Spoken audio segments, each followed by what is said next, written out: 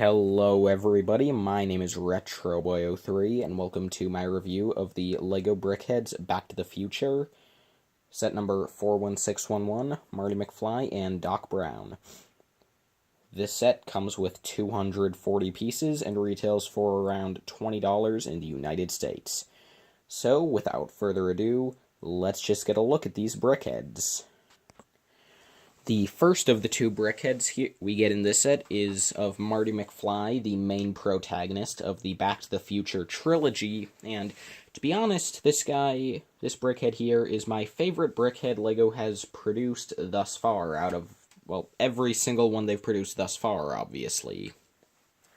I like him better than Doc in this set, I like him better than the Joker, the only other Brickhead I actually own, and I just think the design is better here than on any other Brickhead LEGOs released thus far. Feel free to disagree in the comments, but just starting off here, you can see that well, I feel as though probably the most notable thing about this Brickhead, when you first see it, is his jacket. Now, when I heard LEGO was making a Marty Brickhead, I figured that it would be just like all the others, with just the very flat, just a couple of 1x4 bricks on the front, and they would just print on the jacket texture, but LEGO actually surprised me, because that's actually texture, because they attached some 1x1 tiles onto headlight bricks to create that slightly puffy texture, which is a really nice thing to see from this Brickhead. And, you can see that you also have a very nice print for his shirt, with obviously his t-shirt, his button-up shirt, and his jean jacket all printed onto that 1x2x2 brick, which is nice to see. You can see Marty has normal blue pants and white shoes with the dark blue jean jacket, and to be honest, I actually like this color combination better than what we get on the actual minifigure of Marty, and in general, I feel as though this Brickhead captures Marty McFly better than the minifigure does, but I'll get into that once I finish showing you a look at this guy. But anyway, just, obviously, moving up to the head, you can see that I feel as though they did a really amazing job at capturing, obviously, just the hairstyle Marty had in Back to the Future. And I feel as though this just looks really nice. You can see it's sort of parted in the front, and if I had one complaint, is that you do have a bit of a bald spot on top of his head because of that, but I mean, like, that's an easy thing to fix, and it doesn't bother me too much, and it does definitely help to show that his hair is parted, which is an important part of his hairstyle, so honestly, I'm kind of glad they did it that way, because it really does accentuate that detail of his hairstyle. But anyway, you can see some of the curves on this side, as well as the ear, which actually makes sense here, since this isn't based off of the minifig of Marty, it's based off of the character. But anyway, here on this side, you can see the hair doesn't have as many curves, because it's not curving into this front section, but it still looks nice. The back of Marty's hair is pretty simple, but again, it's just nice. It's nice. Again, not much to it. It's just pretty simple. It works. I forgot to mention, the back of Marty's jacket just uses a couple of 1x4s attached to headlight bricks to continue that puffy design, which is nice to see. On the top of Marty's head, you get more hair curving around on this side. You have a spot of 6 studs, which is fine. And then you have these 2 corner tiles that, interestingly, are pointing the same way.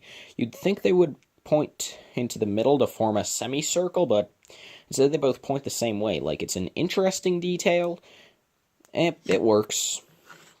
And Marty's accessory here is the video camera from the scene where, obviously, he first saw the DeLorean, and we as the audience first saw the DeLorean.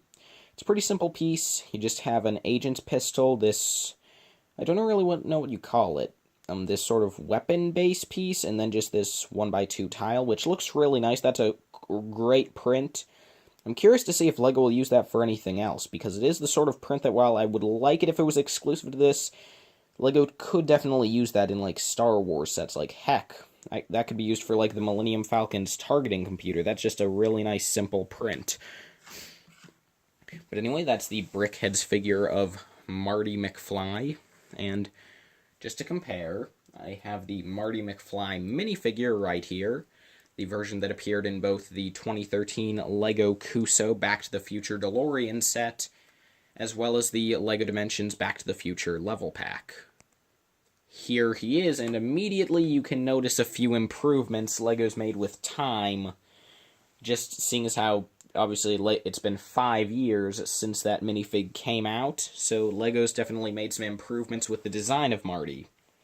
So just with the colors, I feel as though the normal blue pants and dark blue arms works a lot better than the really sort of baby blue pants and the normal blue arms. I feel as though the torso print on the original figure was fine, but I actually prefer the more sort of notable fine detailing of the checkered shirt on the Brickhead, interestingly. Obviously, the hairstyle is also a lot better, since the minifig just uses the Mutt Williams hairpiece, while obviously the Brickhead can have its own specially sculpted hairpiece. Well, obviously not sculpted, you know what I mean. It's specially designed hairstyle. And seeing this Brickhead, it does kind of make me want to see a LEGO Marty McFly minifigure at some point with these changes, and also, obviously, you can see that, again, the hair color was changed to, I think it looks a bit better in normal brown than in dark brown as it is on the minifig, so, yeah, this really makes me want to see a Marty McFly minifigure at some point in the future with the adjusted colors and maybe even a new hair mold? I don't know, it's just a thought. But anyway, getting this guy out of the way, there is one more thing on this guy, and that's just the stand. Now, obviously, for the first year of the Brickheads, they had a 4x6 styled stand with the Brickhead Series 1 symbol, except Belle, who had a 6x8 stand, I think. Series 2 had a 4x8 stand, or maybe a 6x6 stand. I mean, 4x6 or 6x6. I don't know what the stands were all the time, but anyway, at the beginning of this year, for the Justice League Brickheads, we still had that print. Here, LEGO's just straight up gotten rid of the print, which is fine, to be honest. I don't really care about it. Plus, seeing as how LEGO releases these Brickheads so sporadically, they really can't put these all in, just Wave 2. But anyway, what's nice here about this 6x6 base is that not only is it sturdier and larger, so the Brickhead can't fall over as easier. I just said minifigure, but anyway, the place the minifig stands on is actually in the shape of a Brickhead's face. So that's pretty cool. He just attaches easily onto the two studs.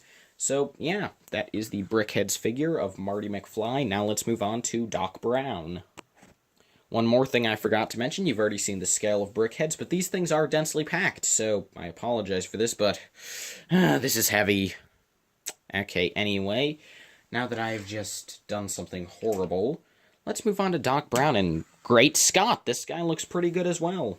I mean, again, I don't think he looks as good as Marty, but I think he looks pretty fine for a Doc Brown Brickhead. Starting off, you can't see it, really, so I'll just remove him from the base at the beginning. He has black shoes, which I think is cool to see. Just reattaching him to the base, you can see he has white pants, and of course, just he has the white jumpsuit in general. He has the print on the torso, which is my least favorite part of either of these two Brickheads. I feel so just that print on the front. I understand the simplified design. I don't know, I just don't... I mean, it's accurate, I don't know. There's just something about that design I'm not a huge fan of. Maybe it's because they didn't really make it clear that the white part under the green shirt, up here, they didn't really make it clear that that's supposed to be a shirt, just a white undershirt, so it seems a bit odd how you just have the flesh line above that white area, so I feel as though that could have been handled a bit better, maybe. But other than that, this guy looks pretty great. I mean, also maybe you could have had the stopwatch from this scene, which is printed on the minifigure, but just like with Marty, I'll get to that in a minute. But anyway, you can see that Doc has his belt buckle here represented by a silver ingot piece, which is pretty nice to see. I feel as though that's a cool detail to include, and I definitely do prefer it off to the side here than it was centered on the minifigure, but again, I'll show you the minifig later. From the side, Doc has a much less impressive profile than Marty, because obviously he doesn't have any special detailing on the torso. We'll get to the hair and the head in a minute, but he does just have, of course, just the white color for the arms again. On the back, he has a print for the radiation symbol, which is nice to get, and pretty useful print, to be honest. Like, just like with Marty's camera control and the third print on Doc, this is another printed piece that really could be used in more situations than just here. So, that's pretty cool to get on a 1x4 white brick.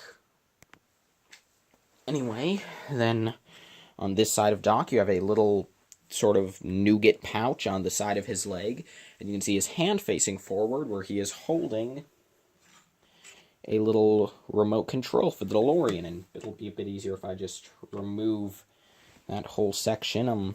You can see it's just attached using one of these clear, like the pieces Spider-Man uses to hold his webs. But anyway, you have this nice print on a 1x2 brick for the remote control. Looks pretty great. On top, you just have a lever. And I gotta say, this is a lot better than the walkie-talkie piece with a lever they used in Dimensions for this remote control. So, and again, this is a useful print. You could use it for other things. Like, you could use this for sort of like a brick-built boombox, maybe. But I think it works great as a remote control. Unlike Marty's camera control, I'm pretty positive that this isn't going to appear in another set.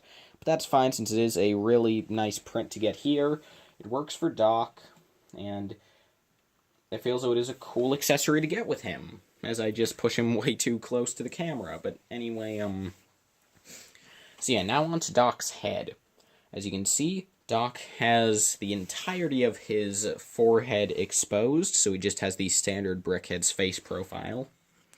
Obviously, to give him the sort of balding effect he has in the movies, since of course in the movies Doc was a slightly balding old man. Although really just balding in the front, since he did of course have the very frizzy hair Lego has gotten here. I'm not a fan of all the rough edges and studs showing on the sides, but I understand why Lego did that, because obviously that does make it seem more wild in a way, but I do wish that maybe Lego had smoothed it off a bit better, and maybe just put like some corner tiles and white on those. I don't know, just a thought, but I do like the shape of Doc's hair going sort of sloping down to the back. I think that was accomplished really well. It's really just the sides I think are a bit odd. I cannot speak today. But yeah, from the back, I honestly feel as though the back might be, well no, maybe like from this angle. I feel as though that might honestly be another really good angle for this Brickhead, because you can sort of see all the detail of his hair sort of just sloping down. I like how we have a bit of asymmetry here in the middle. That does really help to that does help it to seem a bit more realistic and a bit less like just a bunch of bricks stacked on top of each other to represent hair. That does, again, it just makes it seem more real, makes it seem more crazy, more like Doc Brown. But yeah, I think viewing it from this angle is pretty good, because the hair, like the rough edges aren't so obvious here, and you get the nice sloping design in the back. Yeah. So I don't like the Doc Brickhead as much as Marty, but he's still also, again, one of my favorites. While the Marty is flawless, Doc does have a problem, in my opinion, but that problem is for a reason that I can get behind, so I don't know. Comparing this guy to the Doc minifigure, and this version I'm comparing him to the Dimensions version with the more accurate hairpiece instead of the 2013 version with the Widow's Peak hair. Partially because this is a more fair comparison, partially because I can't find the Widow's Peak hair, but again, Lego just did a really good job here. Again, I feel as though maybe they could have printed the stopwatch onto this Doc's torso or given it to him as an accessory, but honestly, I don't mind too much that he doesn't have it. I prefer the belt buckle off to the side on the Brickhead as opposed to centered on the minifig. It feels though like maybe they could have done a bit more with the torso there, like not including the lab coat. Maybe they could have had the little line down the center to indicate that it was sort of like a jumpsuit and not just like a standard shirt. And also maybe they could have printed the Hawaiian design onto the green shirt, done a bit more with the undershirt to make it not look as awkward. I don't know. It feels though just that one printed brick is... Well, I lied. There are two flaws with this stock. There's the rough edges on the hair, which I think does actually add to it a little, so I'm fine with that, but then the shirt print really isn't fine with me, to be honest, but I think the hair looks pretty great from the front. From the side, it also looks pretty good. Straight up from the back, it looks amazing. Let's be real. So, yeah, I'll just remove the minifigure again, and I'll just pop Marty in here. So, I guess now we can get on to the final verdict, just zooming out a little.